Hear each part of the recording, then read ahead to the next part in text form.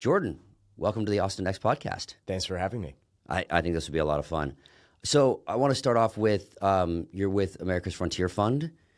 Talk to me a little bit about what's the thesis on that sector, check size, how much funds you guys are playing with, little history on it.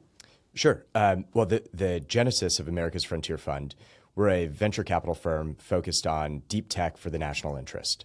And when we got started, my partner Gilman Louie and I, we stepped back and we asked the question: if America had a sovereign wealth fund, something that Singapore has, Saudi Arabia has, what would it do? And we came up with three answers. We felt like a sovereign wealth fund would invest in cutting edge R&D coming out of national labs and universities. So right now there's a big capital gap for that. Nobody wants to invest that early. The second thing it would do is look at the most strategic technologies, things like next generation quantum, semiconductor chips, AI, and it would invest strategically to make sure the United States won in those key technology areas. And then third, we felt that a sovereign wealth fund would work with U.S. allies and partners to build out critical infrastructure that made the entire alliance network more competitive. And after completing that thought experiment, we said, well, there's no way the U.S. government's going to do this, so why don't we try to do it ourselves? And that was the genesis of America's Frontier Fund. We raised an initial two funds. So we have a $50 million pre-seed fund. We use that to incubate our own companies coming out of a venture studio we built in New Mexico. It's called Roadrunner Venture Studios. And then we have a $300 million early stage fund. We do seed through Series B in deep tech companies that have what we feel is some very critical strategic benefit to the United States. And the way that plays out doesn't have to be defense tech, but it does mean that there's likely some government agency that feels that this is a compelling interest and therefore will either buy the technology or provide some sort of non-dilutive financing for it at some point.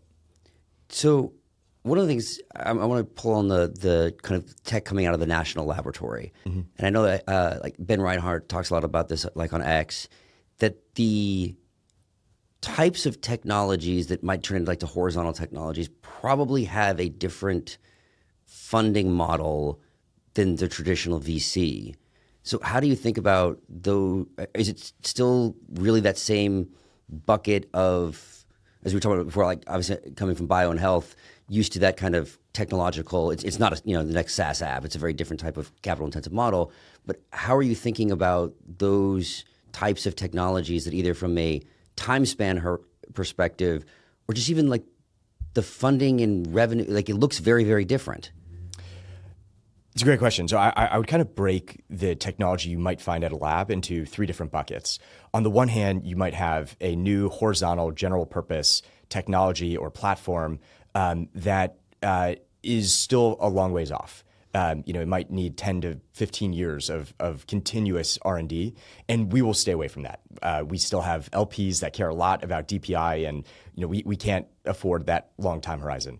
I think that's a good area for things like what Ben's doing with kind of new kinds of private ARPAs or philanthropic funding in some way.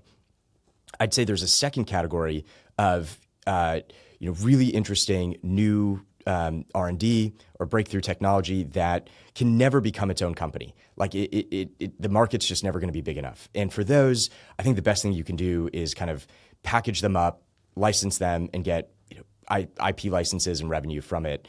It's really not a venture scale type model. And again, we'll stay away from those. I think there's a third type, which is great new technology. It's being created by some scientist who doesn't want to be a founder. They're never going to be the guy who goes and kind of path breaks a new market. But that technology is really powerful. And so our venture studio model looks for that third kind. And what we say to the scientists is, you don't have to leave the lab. But what you should do is partner with us. So you can be an advisor to the company, you get founder shares, and help us build this as a real company. And so that's the kind of relationship we look for. And then the venture studio does a lot of the hard work about business model testing, making sure we can find product market fit, getting first customer interest, and then ultimately building a team around the technology.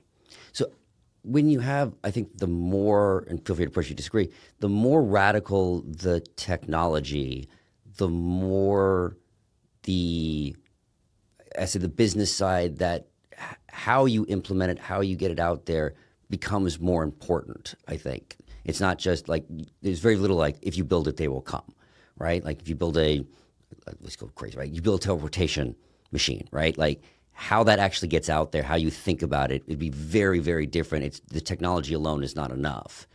So, and when we see some of the scale that has changed in, say, defense tech, like I've seen those builder founder types. So when pulling in the technology from the scientist and then kind of building the team around them, how do you attract the type of kind of radical thinking necessary to break down the walls as not the person who kind of created the company?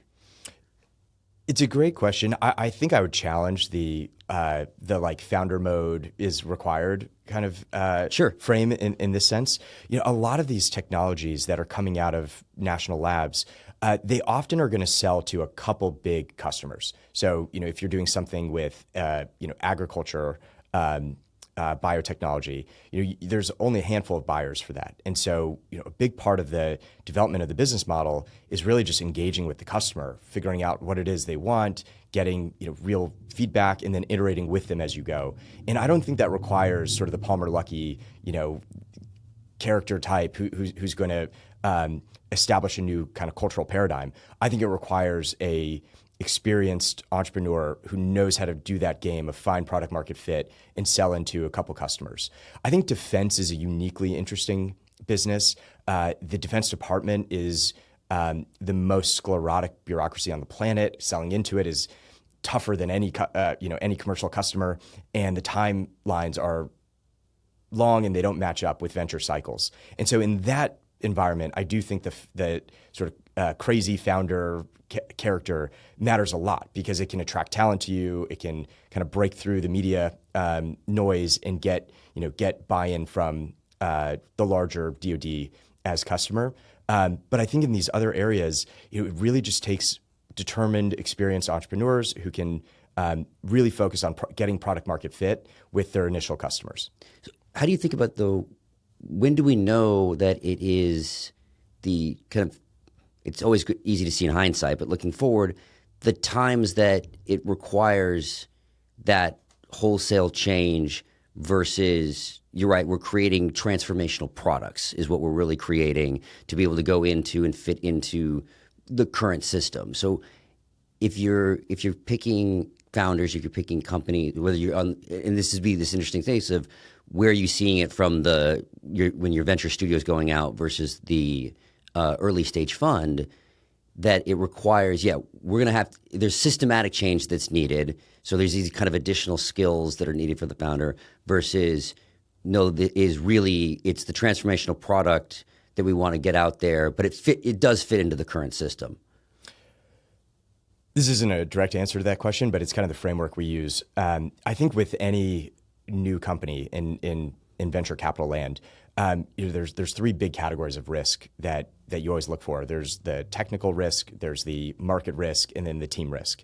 And I feel like most venture capitalists really only like taking one of those risks. Mm-hmm. So you want to know that the technology is already de-risked, the team is very proven, so they're just going to go tackle the market. For us with the venture studio, we're willing to take two risks. We don't want to take three. I think three is way too much, and the likelihood is you end up in this, this never-ending. The technology is not quite there. The team never quite gets it right. So we just want to take two of those risks, and we're happy to take two because we feel like through the venture studio model, we have enough brain power and support for the teams that we can help them break those down. So if we're going to take both technical and market risk, we want to know that the founder behind that company is exceptional. If we're going to take just team risk and market risk, we need to know that the technology is already de-risked. We're not going to spend years in kind of new R&D cycles and so forth. It sounds like, and correct me if I'm wrong, like when your description of the venture studio, though, it sounds like it's market and technical risk because you're the ones who are going out and helping to build the team. So you're using your network, your value add, use an overused term, to deal with there is, not to say there is no team risk, but that's what you're bringing is that side's already de-risked, and most of the time you're taking the market and technical risk. Is that about right? That's about right. Okay. And usually it's more market risk. Like we do like looking at technology that can be truly breakthrough. But we want to make sure that that is ready to go into market within the next 18 months or so. And so therefore, we're not going to take extreme risk there. So it's more of that is one of the things always from like the bio side, especially on the traditional like therapeutics. It was always it's these binary, gates. It's like if it doesn't work, that's kind of the ball game. Right. For a long time. I forget who said it, but it was a SynBio investor that was like there are no pivots in bio. Like it doesn't work. That's kind of it. Maybe you've got a couple other assets, but usually not. But I think in the engineering space, if it doesn't work, you can go back at it and kind of keep working on it. I think that's right. Bio is its own unique, I think, area of technology. And unless you're a very experienced biotech investor like yourself, I think it's hard to kind of do. I think in the areas we're looking at in energy, manufacturing, hypersonics, those are areas where you do have some opportunities to pivot. And at the end of the day, there are usually customers out there who will buy the IP. So you have some risk mitigation there. So in the kind of moment where, and we were talking a little bit about this before we kind of record, I think that there are, depending on the nature of the ecosystem and the nature of like the sector, if it's relatively, I think, mature and stable, so ignoring like the AI wave that we're in at the moment, if you were in, and I hope I don't get like, crap for this, if you were in like B2B SaaS, the biggest job as a VC was picking. Like you had to find the best deals. You had to understand what it is. The ecosystem as a whole was taking care of itself. You didn't have to do anything for it. When I think of those ecosystems that are either in early stage or going through massive disruption, like say like defenses or whatever, it requires, I think, the venture community to do more than just pick and finding great companies. Do you agree with that? I completely agree. And I think one of the reasons we created America's Frontier Fund is we felt that these new either defense tech or deep tech companies that were emerging, they require a lot more support. I think the venture world knows how to do B2B SaaS extremely well. We know how to do marketplaces extremely well. I think the skill set around deep tech has atrophied. There are only a handful of venture capital firms that have been doing it consistently for the last 20, 25 years. And it means the knowledge is not there across the ecosystem. And so it requires VCs to get, especially more experienced ones, to get very hands-on and really help their companies get through these challenging moments. Like, take a Series B company that's doing something with, autonomous maritime vehicles or, new kinds of AI-enabled injection molds. They're going to have to build out production facilities. They're going to have to train technicians. They're going to do a lot of things that a lot of the startups of the last 2 decades did not have to do. And so that knowledge hopefully exists in the VC community, and over time will get built out more fully. But in the short term, I do think it's incumbent on the venture capitalists to really roll up their sleeves and work with their entrepreneurs to help them figure out and get up the learning curve more quickly. What do you think about, though, outside of their direct portfolio companies? Is there pieces about whether it be narrative building out the adjacency infrastructure, like the things that are necessary that for the entire ecosystem? Because when you have that kind of, if you have one company that you've invested in sitting by itself in the whole thing, like that's quite difficult versus as we look at, the overall, you need that kind of, you want to get to the Cambrian explosion moment that like SaaS and marketplaces are in, that, okay, I need to do anything. It's all just kind of running on its own, but you're in, the almost the equivalent of the cold start problem, right? Yeah, I completely agree with you. And I'd put it into 2 buckets. I think there's one bucket of how do you expand out the knowledge required and bring visibility to the people working on these amazing deep tech companies. And so to me, that's both products like Y Combinator putting out really great how-to videos on here are the things you have to do to scale a deep tech startup. And I think that's starting to happen, which is exciting. I also think it's the media environment. And you and I were talking about this earlier. I think you need storytellers who are able to paint the picture of what's happening at the frontiers of technology and bring real visibility and cachet so that everybody wants to go be the hard tech, deep tech founder today. So you're getting a huge influx of talent. And I also think that's starting to happen, which is exciting to me.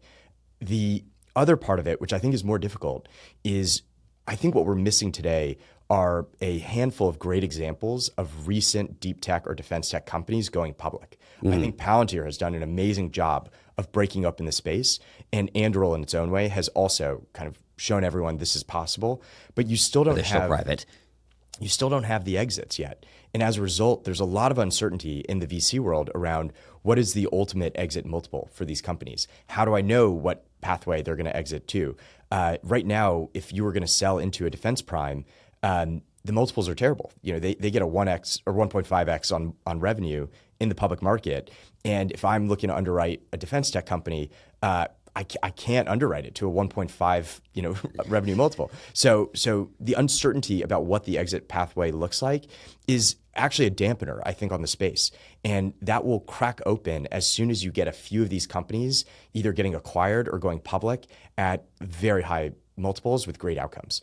And once that happens, I think you get the Cambrian explosion.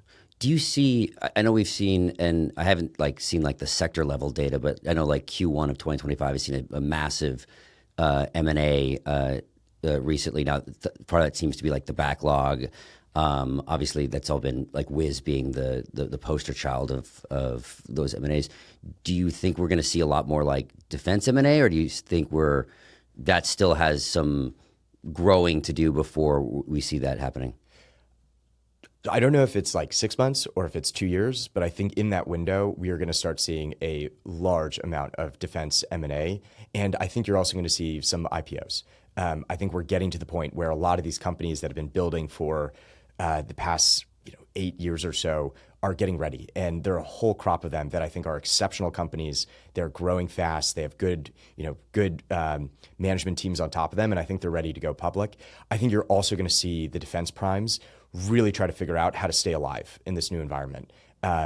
Companies like Palantir and Anduril have been eating their lunch. And as a result, there's a growing feeling that these defense primes, their time might be past and it's time for a new generation, and they're going to fight for relevance. So I think you're going to see them get very active in the M&A market in order to build up their more advanced technology capabilities. Yeah, there's a quote that Packy McCormick said on X that sits rent-free in my brain, which is this was after when the two astronauts were stranded initially at the ISS, and they said that SpaceX had to go get them, was that there are Boeings everywhere if you just look, and from the door issues they were having to now, I think they were, last I heard, but obviously close to space, they were trying to sell off their space division.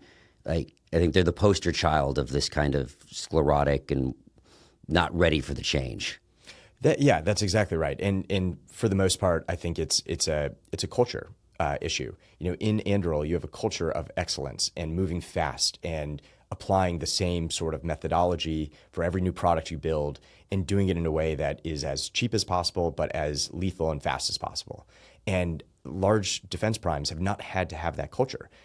For the last 30 years, they were essentially guaranteed contracts, and they were able to do it in a cost-plus manner, so efficiency was not the priority. And that culture now running up against Anduril's, they're going to get their clock cleaned. And so it's forcing them to change. And I think that same dynamic is going to play out across multiple areas of both the defense landscape, but also just industry broadly. What I also think about, you brought up some of the Y Combinator's doing. I know recently they've kind of gotten into the more hard tech defense space. We've seen this kind of zeitgeist that it's now a hotter space, right? And you're seeing a lot of kind of people, I don't want to say run into it, but do you know Lenny's podcast? He's the product podcast, is amazing stuff, and he put out all this kind of breakdown of YC's investments and returns, and it's fintech, B2B, marketplaces, and then the other things that they've done, like bio and health, prop tech, and I always remember there was a third one in it where the graph is just very, very stark in terms of this is what they do well, this is what they don't. Especially someone with the brand that they how do we see it's always the thing, invest in what you know. How do we see this kind of people are running into it and saying this is interesting, while at the same time, as the complex as something like defense or critical tech or these kind of things or deep tech are, how do you balance that out? We want more money in, but we want people who I'm not trying to knock YC in this case, but just like whether you like learn or how do we kind of partner up? How do we get a situation where people are doing the best for these companies? I generally think it's a good thing that there's so many people flooding in. There's a lot of talk about, are we in a defense tech bubble and deep tech bubble? And I think the answer is yes, and it's okay because we want everyone moving into this space right now. There are two reasons for that. First is we are in a global competition. I think U.S.-China technology competition is going to be the defining feature of the next century, and as a result, we're in this decisive window where gaining a lead really matters, and China is able to direct its researchers and venture capitalists to focus on certain areas in a way that we can't do in the United States. And so to me, it's actually a good thing that you're seeing all these people flood into the sector, recognizing kind of the criticality to American strength and future. At the same time, I do think there's been a fundamental change in the economics of defense tech and frontier tech. Even 3 years ago, you could have said nothing really has changed. The Defense Department is still a very hard market to sell into. Deep tech is still very difficult. R&D cycles unpredictable and long. That's still hard. I think where we are today, we've made so much progress on artificial intelligence, and compute has gone up so dramatically and the cost lowering so dramatically that the economics are different. And what AI enables you to do is condense R&D cycles for deep tech in a way that has never been possible before. So if you took a battery company, even just 5-7 years ago, you might be in R&D land for 8 years. Mm-hmm. You're just working on the chemistry, trying to figure it out. Today, you could do that in 6 months. With the data we have and the AI models, you can just rapidly iterate on the different chemistry types and get to a right answer. And so that means you can get these products to market in new, powerful ways. And as more and more of the infrastructure gets built out, kind of the equivalent of like the AWS moment, I think it'll be increasingly easy to start these companies.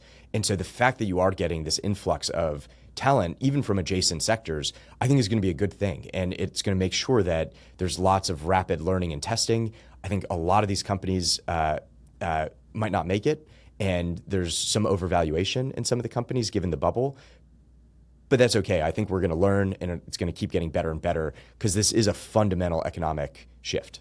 What's your kind of position on like dual use? Is it, hey, these kind of it's necessary? We want these companies to be thinking about this, or they should be singularly focused on this, or is it? It depends. I think it depends. For our fund, we generally look for dual use. We want to see that there's a big commercial market that you can sell into because that's what gets you faster growth.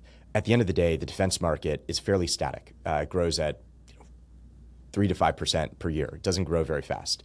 And as a result, if you're solely focused on defense, it's going to be very hard to get a fast-growing company. You really have to take market share away from other incumbents.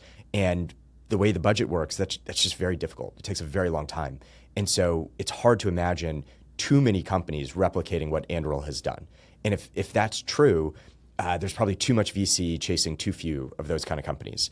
So dual use means you have a big growing commercial market to sell into. You can therefore get kind of the faster growth rates that therefore get you a better exit multiple. I do think there's a need for single-use companies that just sell into defense. I just don't think they fit the typical venture funding model. And I personally believe there needs to be a new kind of financial product or asset category that does care about single-use defense. And that's probably going to come from family offices that don't worry as much about time horizon, or larger funds that don't worry about time horizon and are okay kind of taking that lower risk because they see it as a strategic important thing to do. So obviously the headlines I'm seeing, to your point, a lot of VCs either being born that are going into this space or expanding into this space. On that next layer down, are you seeing family offices and the like starting either going into the space or almost starting that new product that you're talking about? Is it starting to happen? Or yes, I'm starting to see it a lot. I think family offices have a lot of talent now. A lot of people have moved into family offices because it's a great place to be if you're an investor, and you have a lot of flexibility. You don't have to go raise funding every 2-3 years. You don't have the same kind of IR IRR and DPI pressure from LPs. And so family offices have become a major new player, I think, in the early stage investment landscape. And I think especially in defense, you have families that just feel grateful to America. They're patriotic. They want to do right by the country, and they see the stakes of the competition, and they're willing to put capital at risk for it. So I've seen a big influx of investors willing to do that. And I think some of the interesting models that have emerged are specialist funds that really know what they're doing in defense tech or dual use deep tech, and do a lot of co-invest with their LPs. So a family office puts a small amount of money into the specialist fund, and then they co-invest on deals. Right. They use the VC fund as the scout or the hunter to find these great Exactly. things. Do you, almost back to our first question on when you think about this kind of these financial models that are different, right? Like they don't necessarily fit the standard VC model. If there are infrastructure gaps, if they're like, we need X technology, whatever it is, that will have the catalyzing effect on all of these other ones, but there's no business model that makes this one venture scalable, right? For whatever reason, it's just too capital intensive. I don't know. Is the family offices the kind of product that could say, we're gonna, it's not philanthropy, even though that might go into these new models like funding the equivalent of national labs, and we're just like seeing what's coming out, like the Arc Institute, all these new institutions that are popping up that I think are just doing absolutely amazing things. So that's one end, is like, do we see these kind of new institutions, these new national laboratory kinds of things, the new Bell Labs almost? Is that one thing that's kind of coming up? And then the other is there this gap of, we need this catalyzing technology that just doesn't have the same kind of ROI for anybody that builds it, but it'll have kind of the ROI for everybody else? It's interesting. If you had asked me, like even 3 years ago, I would have said America's Achilles heel is that we don't have anyone capable of building those platforms or industrial commons that every company could build on top of, and that's a big gap for us. And today, I think what I've seen is you have these large philanthropic organizations that have moved away from the traditional model of we just give grants, and they're playing with these more innovative financing techniques. So I used to work for Google CEO Eric Schmidt. Eric is probably at the cutting edge of this. He helped pioneer this new model called focused research organizations, which are essentially, imagine them as like a nonprofit startup focused on a single breakthrough in science. So you create a world-class team focused on achieving this single breakthrough, and they have 5 to 7 years to do it. And the funding from someone like Eric is tranched, so they have to hit milestones to keep getting it. And on the other side, if they achieve the breakthrough, the focused research organization has the ability to then go license out the IP to go create great companies, and whoever funded it gets a first look at putting in money. So that's like a new innovative model. I think you also have some of the very large investment firms now, like General Catalyst, Andreessen Horowitz, who have so much money that they can do things that are just good for the ecosystem. They can start building those platforms and taking much longer, bigger risks. So I think recently General Catalyst put about $800, $900 million into Pacific Fusion, which is a new fusion company. And they're able to take those kind of massive swings that previously no one was able to do because they just have so much capital to put to work. So I think those are two new features. You have individuals like Eric who can use their family office and philanthropic funding to kind of create new platforms, and you have these mega funds that can put a lot more capital at risk in ways that previously were unimaginable. So I think those are new features of the landscape that can create kind of this modern day Bell Labs type model. And lastly, I do think there is a need for industry, venture founders, and the government to collaborate more and to come up with some of these new models. If I critiqued the CHIPS Act, $52 billion poured into manufacturing subsidies and R&D and everything, my big critique is that there was no platform created that enabled founders, new startups to tap into R&D fabs. So Intel was not required to open up their fab to startups at low cost. TSMC wasn't required to do that, but they could have been, because that money should have been used to build out that kind of broader ecosystem and industrial commons. And so as we go forward and we do kind of engage in more industrial policy or economic policy to compete with China, I think a lot of thought has to be given to how you create those new platforms and models that enable kind of the broader ecosystem and flowering of more innovation. Right, because the power of the Chinese system is the directiveness. Go do this, right? Which is also the serious negative side of it, right? Which is go do this. It's the totalitarian aspects of it. The positive of our system is that freedom to innovate, the interesting things. But then there is there's always the complaint for a long time was Peter Thiel's famous quote, right? Like, we wanted flying cars, we got 140 characters. You're like, well, why aren't we going and doing these things that we were promised, and then in all the 1960s films and everything. And so how do we how do you create systems, whether it be it's always interesting to me when I look back like at the X Prize, and as far as I know, like a lot of the companies, the ones like went far, like they didn't actually become anything, but then back to like the storytelling, like it did create a bigger impact because it created that incentive. It created, the kind of the way forward. How do you, the same thing like with the, especially on the government side, as the large buyers, how do you make it easier for others to get involved? I mean, I saw some of those like charts of like, here's the defense procurement process, and it looked like a maze, right? Oh yeah, it's impossible to understand. I think going forward, if we looked back 30 years from now, there's one of two stories we're going to tell. One story is that China beat us, and the reason they beat us is they were from the top down. They had a clear strategy. They knew what they wanted to achieve. They directed the resources to it, and they just executed ruthlessly and efficiently, and they beat us. And it's hard to look at a company like BYD today, which is just operating at an unimaginably big scale, producing cars better than most American cars, and conquering kind of Latin America, Africa, Europe, and say they are not an exceptionally talented, powerful competitor in China. And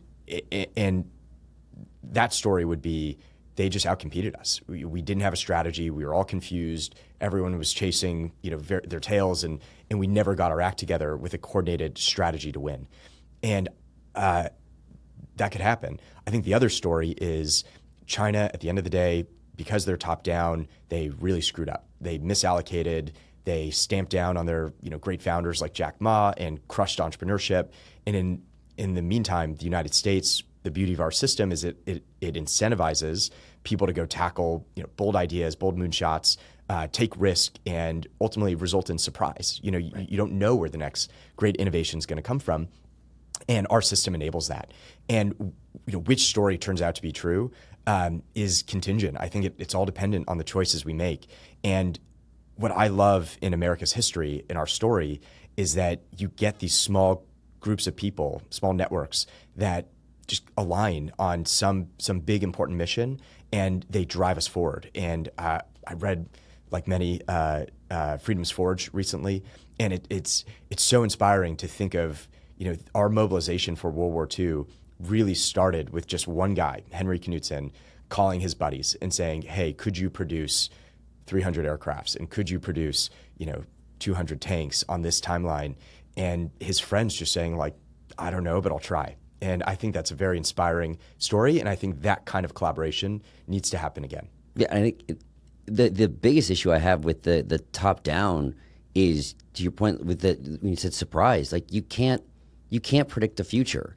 And I mean that in the best way possible. The one I always like is like I love the two Blade Runner movies, and like the first Blade Runner came out like 1984, and of course they didn't have they didn't predict the internet or mobiles or anything like that. But you had like obviously cyborgs and flying cars, and so when they did the sequel, which written 30 years later, while we had invented all that stuff, they needed to maintain the timeline, so they certainly couldn't add the internet, they couldn't add all those things. And so while being a really amazing movie and like they couldn't predict these kind of things that we're only 10 years out I think, from when it got done. And so it's the same thing when just the iteration of, I mean, who was talking about, LLMs besides a very small group of people 3 years ago, right? And now, now my kids know what they are. Totally. Well, it's interesting. So I've gotten very obsessed with futurism, and I love sci-fi. Sci-fi is my pretty much the only genre I read right now. And if you go back to like the 1920s, futurism was a big thing. You had World's Fairs, and you had GM putting on their World of the Future type events, and people were really trying to imagine, like, this is what life could look like in 50, 100 years.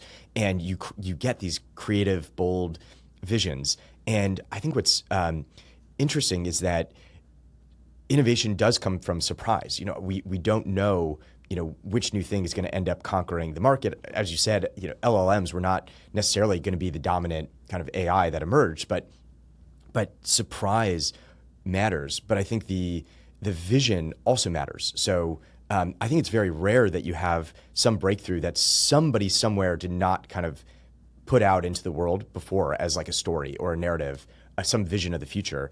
And so I think there's a need today for way more stories, way more science fiction novels, just a more vibrant, optimistic vision of the future that people put out, because that does inspire the quixotic entrepreneur to go try something, or the scientist to go pursue some line of inquiry that everyone might tell them this is crazy, but could actually result in that surprise breakthrough. Oh, I call it the inspiration innovation loop. Like that. Why do we have flip phones? Because they saw them on Star Trek in the 1960s and said, like, this is awesome. I'm going to go build that. So how many times? It's an interesting question here is, did the people who put it out in the story predict the future? Or did they inspire some engineer that said, I want to build that thing? And so my belief is it's the latter. Right. I think that inspiration matters so much. And you just hear story after story of someone like Elon Musk or Palmer Luckey, who just said, I wanted to see the thing I was obsessed with since I was 13 years old. No, and the era that I think we're in that is positive, at least from generally a hard tech visual, but then I do like, I've been unbelievably obsessed with the new like image generator for when it came out. It was just when like I think my wife went to sleep and I was up till 1 a.m. But look at all the pictures I made. So like it was all fine. But I took my two oldest kids down to see Starship 6. I pulled them out of school for the day because they're like a day of school versus like going and seeing this launch and understanding, and like it was worth it to them to be able to see this, or like Jason Carmen is making all those those documentaries that I think are just really powerful, and like I watch them with my oldest who's 11, and just to kind of see, understand what is out there and inspiring. Or like when Firefly was at the moon, and like you compare the moon landing in 1969, like the high def videos that we have today, and that ability to just see and inspire what's possible. My 6-year-old says, what he wants to do to grow up is make Starship 1000 that's going to go outside of the solar system. He also says he's going to make Elon do the math. I'm like, that's not quite how it works, but go for it. Well, I like his boldness. That's right. Like you try to, if you can pull that off, like that's going to be great. So I want to pivot a little bit, and like obviously one of the reasons that we came together to talk about is kind of bringing together and making this change. So you're chairing, creating this new summit, Endless Frontiers. Tell me about it. Sure. So Endless Frontiers is a collaboration that's been in the works for about a year. A handful of us came together, mostly Austinites. So Evan Loomis, who's the founder and GP of Overmatch Ventures and co-founder of Icon, and Marshall Kozlov, who's a senior fellow at the Strauss Center, runs a great podcast called The Realignment. We kind of came together, and we were all inspired by the original Vannevar Bush story. So Vannevar Bush was essentially the guy behind the Manhattan Project. He led a lot of America's scientific establishment during World War II. And in 1945, he wrote a paper called Science, the Endless Frontier.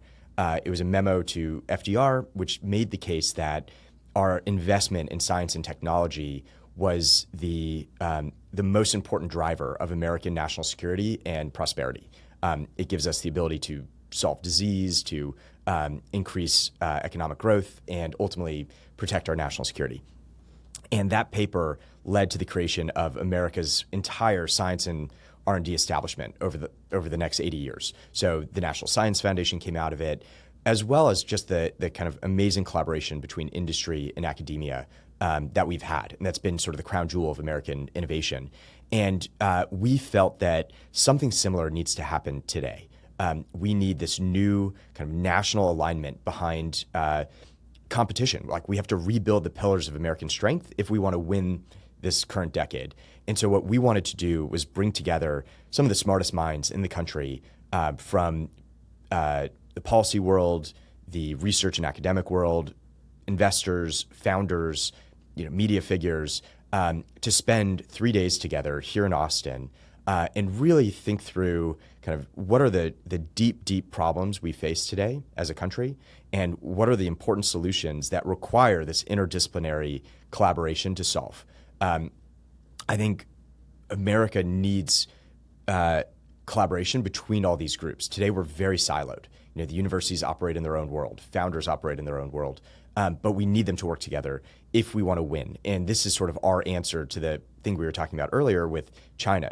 China can just direct their whole society towards a certain mission, but we need to do it bottom up. And this is one of our attempts to do so. So Endless Frontiers, it's a invite-only retreat. Every year we're going to bring together 200 people, kind of broadly represented across the buckets I mentioned: policymaking, founders, investors, et cetera.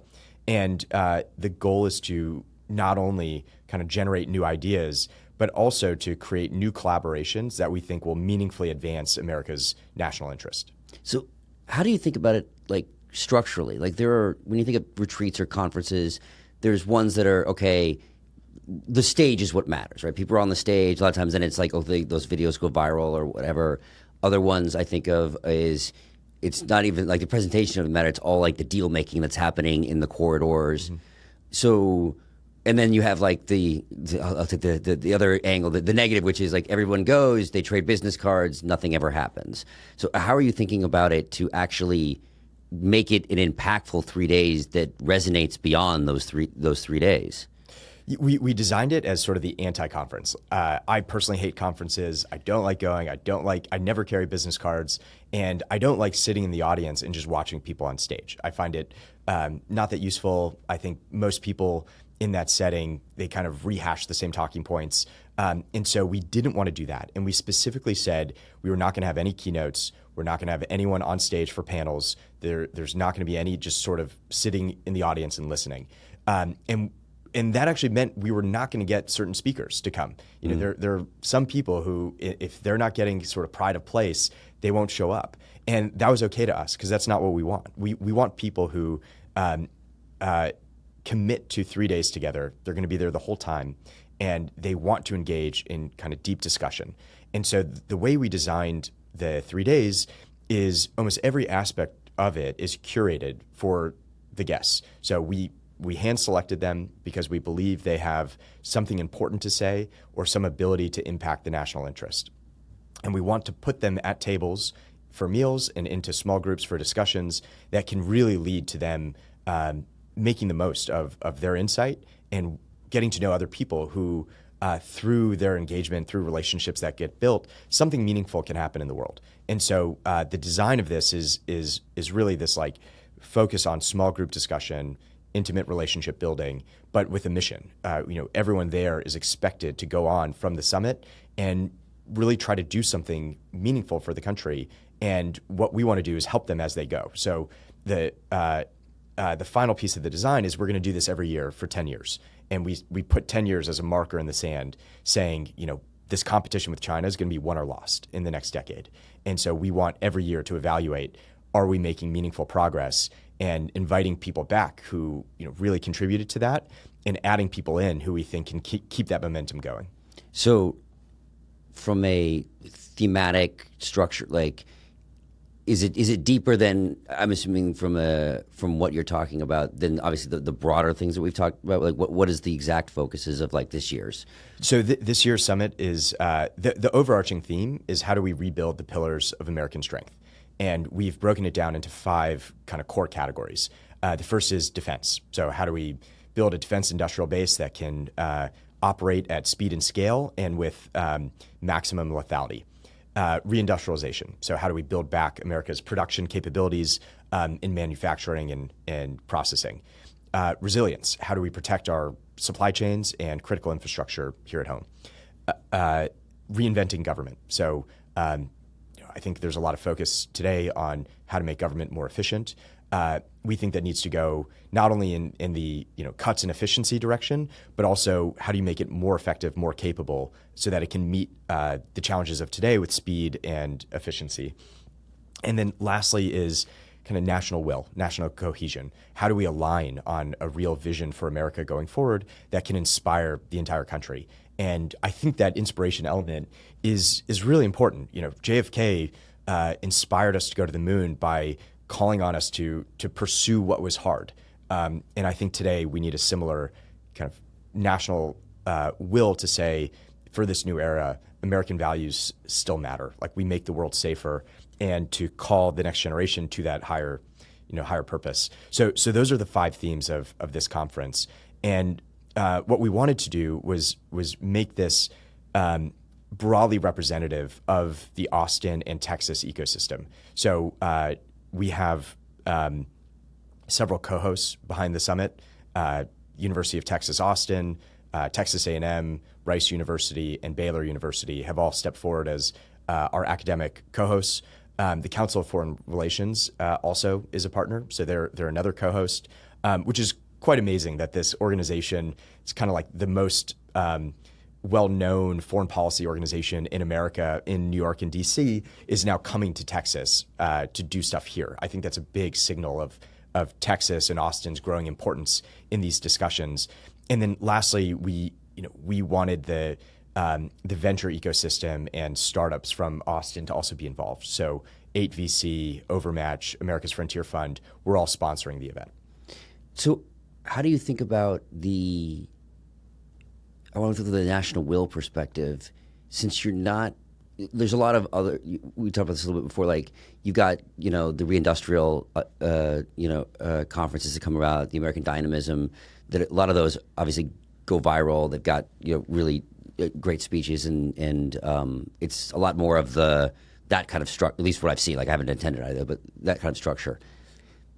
As something that's much more of this kind of closed door round table, getting those kind of discussions, do you see, is it almost the undercurrent, like, of how do we solve this, and the summit itself doesn't have that broader effect, because there isn't, obviously you won't have a viral moment, you don't have those kinds of things, because there isn't the speech, is that how you're kind of thinking about it? Yeah, that's exactly right. I think Reindustrialize, the American Dynamism Summit, these things are very powerful for their communities. I think Reindustrialize is doing an amazing job of kind of galvanizing a lot of the startups and investors who care about reindustrialization. I think American Dynamism, it's very specific to kind of the Andreessen Horowitz portfolio. Right. And it's in DC, so I think it does have an impact on kind of the policy agenda. But those are both fairly limited to their communities. And I think what we wanted, you can't speak to everyone everywhere all at once. I think you need to kind of get that alignment in quieter settings where you can have deeper conversations and begin to understand, like, what is driving kind of the academic institutions' incentive structures, what's driving a scientist's incentive structure. And once you know that, you can begin to work together. So our idea was, we don't want viral moments. We're not trying to create a spectacle. What we want to do is lay the groundwork for deeper collaborations.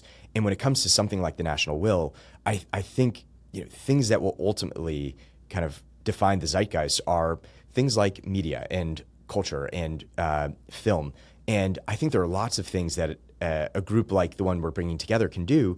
For instance, I'm shocked that nobody has created a TV series or a film about Freedom's Forge. It's like such a powerful story.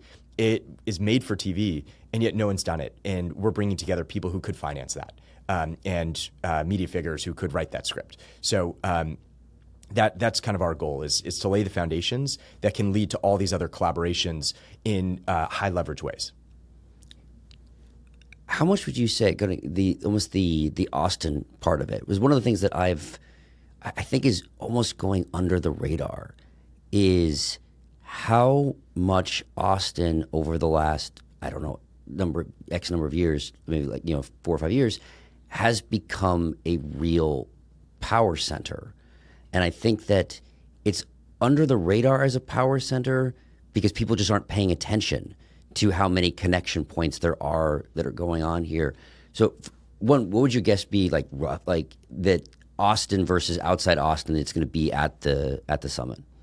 Well, I think Endless Frontiers as a whole is a major bet on Austin. We're going to do this here every year for a decade. And the reason we chose it is because we do see it becoming this national center of excellence for reindustrialization, for defense, for all the things we care about. Austin is becoming, I think, a beacon for it. And to me, it kind of combines the mission focus of a DC with the risk-taking and tech focus of a Silicon Valley, but to also apply those in the physical world. And Austin, Texas as a whole, just are better at building things than I think anywhere else in the country.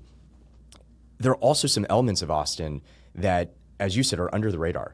We have about $500 billion worth of LP capital here. So Texas teachers, Texas Ed, UTIMCO. Texas Municipal Retirement Systems, UTIMCO.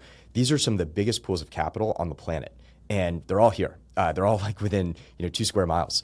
And so the capital density is immense.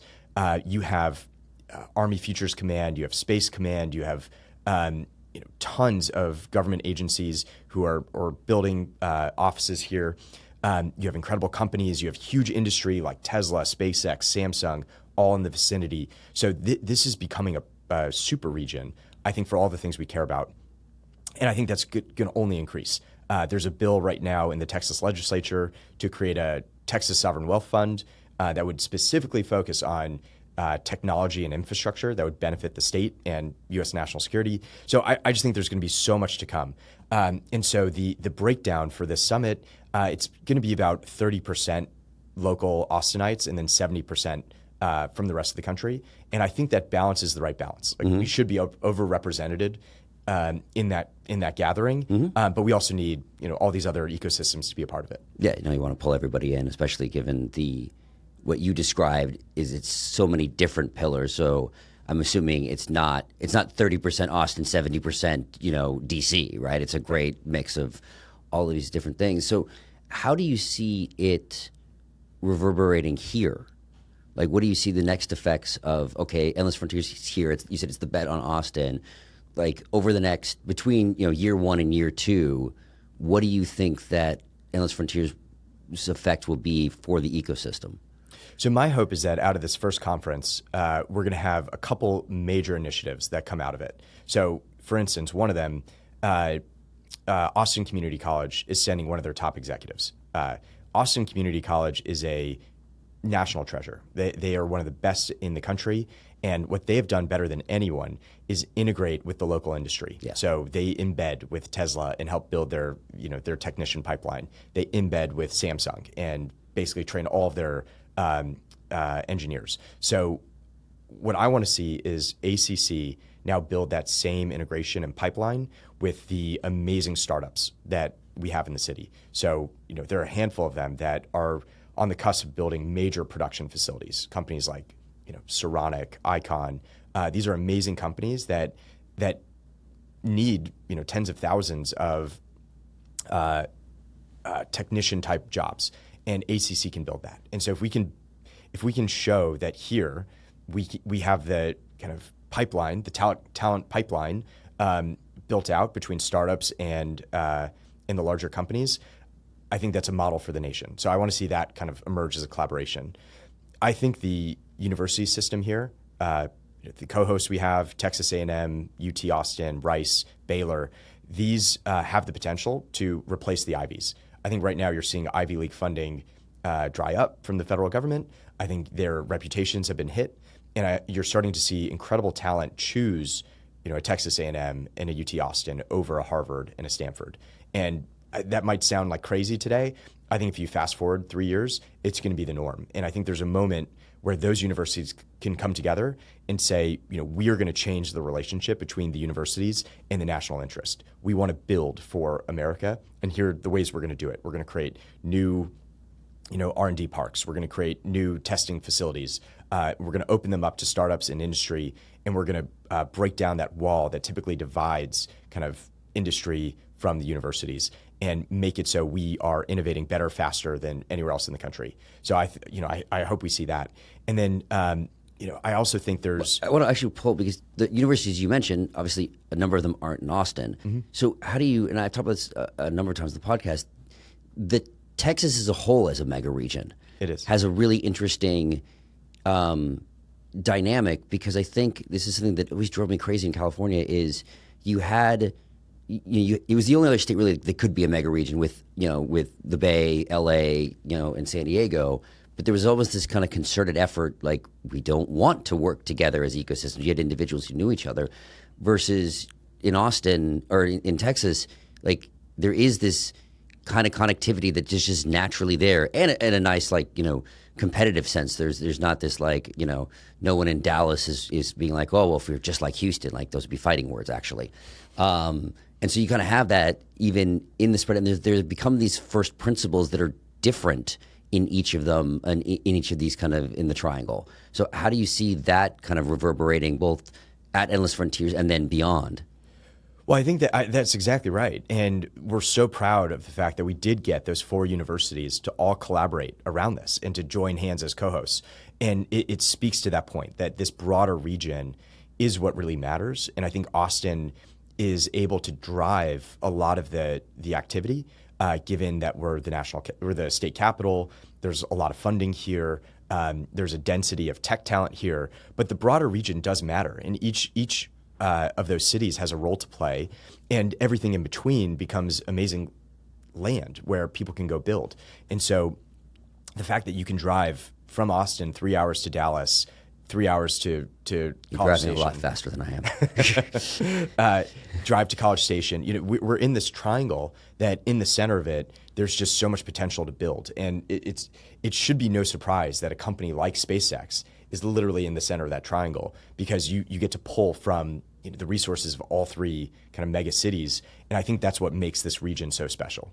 Yeah, it was funny. I remember, like, when I would drive in California, like if you go to Vegas or go to Arizona, after like 2 hours or whatever, you're like, yeah, it was empty and the desert. You're like, no one want to be here. Versus like when you drive from like here to Dallas, you'll have parts that are empty, but you're like, but you could see just if you dropped a town here, it's empty because it is, not because it's a desert. It's not uninhabitable. It's just we haven't expanded yet. We haven't kind of grown into that area. That's right. And I do think one of the most untapped kind of areas and resources right now is Waco and Baylor. Mm-hmm. So Waco is halfway between Dallas and Austin. It is probably the best land you could build on in the state. They have great water rights. They have lots of open land. It's not that expensive. The Waco Chamber of Commerce and the Waco City are one of the best economic development groups in the country, and they're ruthlessly efficient about going and attracting industry to them.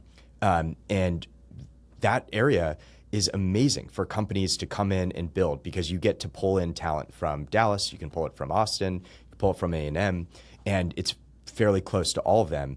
And you have the land and the resources to build any kind of production facility you want. There's a reason Samsung is just 40 minutes from Waco. And I think that is an untapped region that can really complete this triangle in a powerful way. So where do you see the feedback loop go in the other direction? So kind of we see how it's going out from Endless Frontiers to Austin and kind of the broader region. Where are you going to see the feedback coming from Austin and the broader region back to Endless Frontiers, say next year, year 3, year 4? Mm-hmm. So one of the things we're doing coming out of this first retreat is we're launching an Endless Frontiers Institute. So it's going to be a charitable organization really focused on kind of driving action coming out of each retreat. So it's a mechanism where we can create working groups, we can publish kind of ideas and research, we can bring people in for great discussion, and ultimately give funding out. So, as we come out of Endless Frontiers, we want people to kind of come back to us with ideas and ask for funding that we can get off the ground. And that, to me, is the mechanism where people from the universities who were the co-hosts, the attendees that came, can come to us and say, I think this idea or this collaboration really matters, and I want your support to go do it. And the Institute will be our action mechanism to go support that.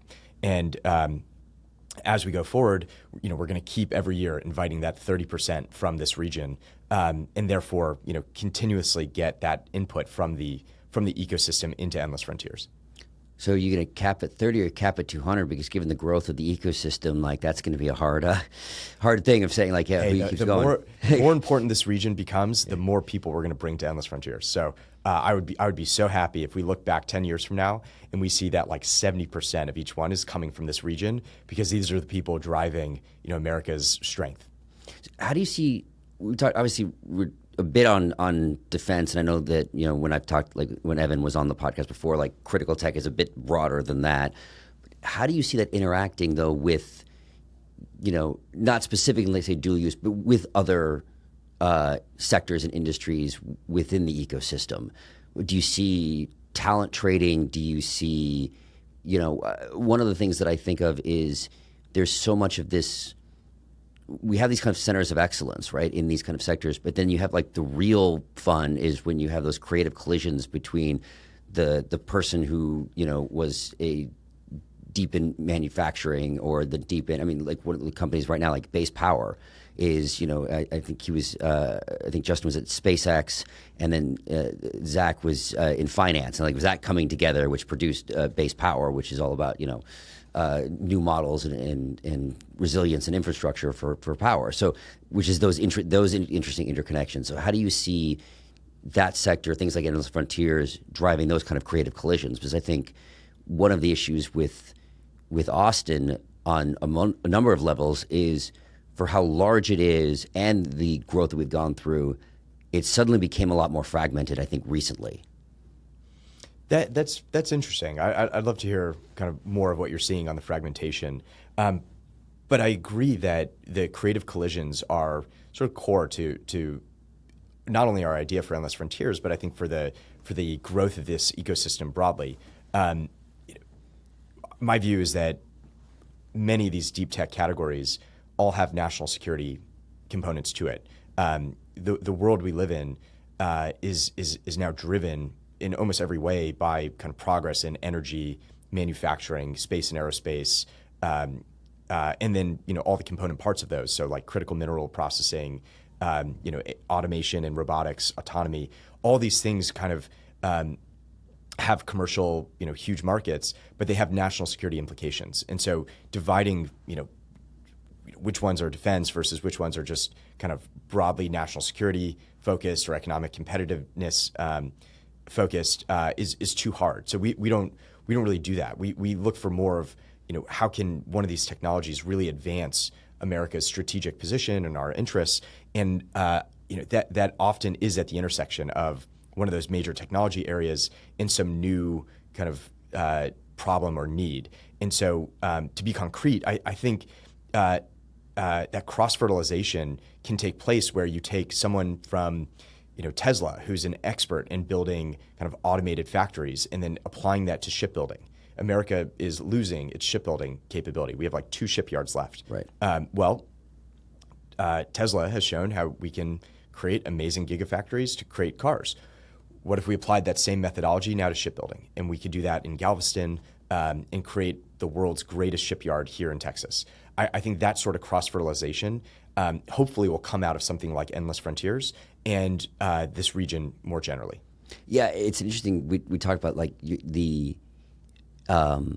so I had on some of the guys from the Gundo, and we talked about those gigafactories, and it'll be an interesting thing to look at in 10 years, because when you have such this kind of hard tech and the need to scale, where are they going to put those factories? They're going to put them in Texas. They're going to put them in Ohio. I'm still mad at Palmer for putting in Ohio, not in Texas. I'm just kidding. I don't think he listens to me or knows me at all. But it's interesting to see where that kind of gravity ends up happening, because when you want to scale and make 1,000 of, Valor or Rainmaker or any of these, or Mock Industries, it'll be just interesting to see where that kind of that energy continues to pull, because we're now getting into such that digital and physical interaction space, embodied AI, robotics, whatever you want to call it, that there's a moment now where we're kind of shining. That's one of the reasons that always drives me crazy. If I accomplish anything in my life, it's getting rid of like Silicon Hill, Silicon Beach, I hate them so much, because it's just this. It's this initial thing of like we are just a carbon copy, instead of going like we're something unique. Exactly, I totally agree with you. We don't want to be Silicon Hills. We want to be our own model, and I think in this next decade, every one of these great companies that's coming up, the ones in the Gundo, the ones here, they all need to build physical space and physical things. And there's going to be a competition, I think, among states and regions to attract those companies. And in that competition, Texas has the greatest advantage of any state. We have the best business environment. We have the most land. It's easiest to build here. We have incredible talent. We have all the advantages, and we have the capital to attract it. And I think the key for Texas is using all of those capabilities. So being aggressive about getting as many of those companies to move here as possible, because back to one of our earlier discussions, there are power law effects to this. If you become the super region, it compounds over time. And so we should be aggressive today in courting all those companies and getting them here. So how do you see the interaction then point between what is Austin superpowers and different? I mean, one of the things, so I don't know what the title, what we want to call it, or what the nickname would be, but one of the things that I put out there is that my mental model, my framework for Austin is it's the convergence of it's modern Silicon Valley, we're building in digital, 1950s Detroit, it's the industrial scale, and it's 1920s Paris. It's the creative and intellectual vibrancy. And to your question on that, I do feel like about fragmentation earlier, I think that there are two areas of fragmentation that have been happening. One is I think there's not enough connectivity with, I'll call it like the Paris side of Austin. Like you have some of it, I think, with things like Brendan McCorn of the Cosmos Institute, which I think is a great example of that, and others. It's kind of coming in, but I think bringing that creative side in, bringing that intellectual side in, would be a great. And I think things like University of Austin being built up is another great example of pulling that in, and like Arena Hall. And then the other is, what I think was interesting is over the last, Austin is a 30-year overnight success, right? Mm-hmm. And we've had 6 or 7 different waves of migration. And pretty much every wave before this last one were people like me, which is like I came in, and you absorbed into the ecosystem. And I think what changed from, call it 2019 to 2024, I think we're in a new wave right now in terms of things, was it was the heavyweight class came. And what I mean by that is not just like the names, whether they be Elon or Joe or whatever, or Bill Gurley, the like, but it was that Endless Frontiers is a perfect example. It's like the people who came can say, we're going to create actual new institutions. We create new long-lasting. And I think that really wasn't the case before. It wasn't so much that I could do that. And I think that level, I've heard so often, and I'm always willing to get in trouble on the mic. I've heard so often when people are like, oh, well, the Silicon Valley types aren't connecting in with me. And I always kind of go like, well, I know them. Like, what? Like, this is the people are connecting, but there's this kind of interesting, I don't want to say fission, but kind of like tension that's going on right now, because I think there is the two truths of Austin has been change and complaining about change. One, I didn't even realize that obviously Austin wasn't the first name of the city. I didn't know that. Yeah, Waterloo is the original name of the city. Oh, that's why the sparkling water is called Waterloo. Yeah, and that's why the park's called Waterloo, and then complaining about change, right? And so like I randomly saw like a Statesman article in the 1980s. It was like, everyone's moving here and traffic sucks. It was like, wait, what year was it? Like you could pick any year. And I just think it's interesting right now to see this kind of tension that's going on because there's so much change in who the players are and who can actually change the trajectory of Austin. And I think we're in an interesting time. I totally agree. On the culture point, my wife will love you for saying what you said. My wife's the editor-in-chief of Austin Home magazine, and she took over as editor-in-chief like a year ago, and her kind of mission has been to elevate the culture of Austin. So highlight amazing designers, photographers, poets, anyone doing anything with creative design in the city. And she's seen this rallying of support because we do have amazing creatives here. They just don't really get the spotlight like you would in a New York City.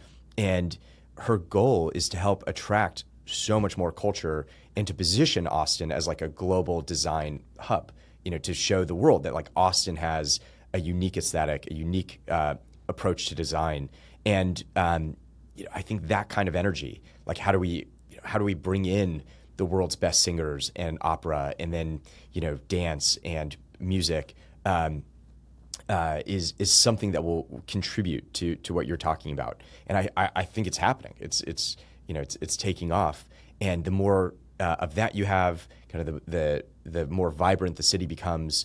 And there is this interplay between, the creatives, the builders, and even some of the more like institutional folks. So I think you're already starting to see kind of more collaboration with the universities. I think they recognize like they need to kind of keep up and make themselves kind of engines of the city's innovation, not just bystanders and watchers of it. So I do think there's that creative dynamic. And yet, I also agree with you that for a lot of people who move in, sometimes it's easier to say, oh, I'm just going to go do my own thing than kind of integrate with the existing institutions of the city. And so that dynamic, hopefully it opens up a little bit, like there is more interaction.